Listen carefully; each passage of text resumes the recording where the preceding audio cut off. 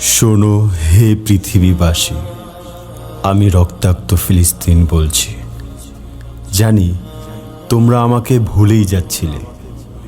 অভিশপ্ত ইসরায়েলের প্রতিটি আঘাতই যেন আমাকে বারবার তোমাদের সামনে তুলে ধরে, আর তোমরা প্রতিবারই আমাকে ভুলতে শুরু করো। অথচ আমি নতুন কোনো বিষয় নই। যুগ যুগ ধরে নির্যাতিত নিষ্পেষিত একটি পরাধীন ভূখণ্ড। শতাব্দীর জঘন্যতম অত্যাচারগুলো আমাকে নতুন করে ভাবিয়ে তোলে, জাগিয়ে তোলে নতুন উদ্যমে। আমি তখন দ্রোহের কবিতা হয়ে চিৎকার করে বলতে শুরু করি, হে তরুণ, তুমি ছুটে আসো আজ একটি বারের জন্য। দেখে যাও ওরা কতটা কঠোর, কতটা হিংস্র, জঘন্য। কিন্তু কেউ আমার কথা শোনে না। শুধু কিছুক্ষণ তাকিয়ে থেকে তারা আবার ফিরে যায় তাদের পথে। আমি তখন অশ্রুস্বজন চোখে এক অনন্য চিন্তায় ডুবে যাই। দুঃখের কবিতা হয়ে বলতে শুরু করি, এই কি তাহলে আমাদের ভূমি?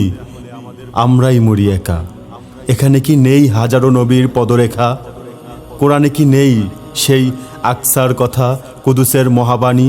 তাহলে আমরা শবে মেরাজের কথা কিভাবে জানি? আকসার মাটি স্বাধীন করেছে আমিরুল মুমিনিন। তবে কি তা হয়ে যাবে পুনরায় পরাধীন? না না, তা কশ্চিনকালেও হতে পারে না। পুরো মুসলিম বিশ্ব যদি আমার কথা ভুলে যায়, আমাকে হিংস্র হায়নাদের মুখে এভাবে একা ছেড়ে দেয়, তবুও আমি দমে যাবার নয়। ওই দেখো আমার সন্তানেরা বীর যোদ্ধাদের ন্যায় কিভাবে লড়ছে। মায়ের সামনে সন্তানের লাশ দেখে ওরা কখনো ভেঙে পড়ে না। শোক থেকে শক্তি জুগিয়ে শহীদি তামান্নায় পুনরায় ওরা ঝাঁপিয়ে পড়ে শুধু মুসলমানদের আমানত রক্ষায়। তোমরা শোনো হে পৃথিবীবাসী, এ লড়াই কোনো প্রতিশোধ কিংবা প্রতিবাদের নয়। এ লড়াই অধিকার আদায়ের কিংবা অস্তিত্ব রক্ষার। জাগো হে মুসলিম বিশ্ব, আমাকে স্বাধীন করার জন্য তোমরা আর বিলম্ব করো না। আমি তো চিৎকার করে মাঝে মধ্যে বলে উঠি, আর কতকাল রক্ত ঝরাবো? জাগো হে মুসলিমিন, আসো দেখে যাও হাহাকার করে কিভাবে ফিলিস্তিন। ধীরে ধীরে বাড়ে লাশের কাতার, সুখে হারিয়ে জমিন। এ ভূমির বুকে পুনরায় চাহে বীর সালাউদ্দিন। পুনরায় উঠো, নতুন তুফান, স্বাধীন করো এ দ্বীপ।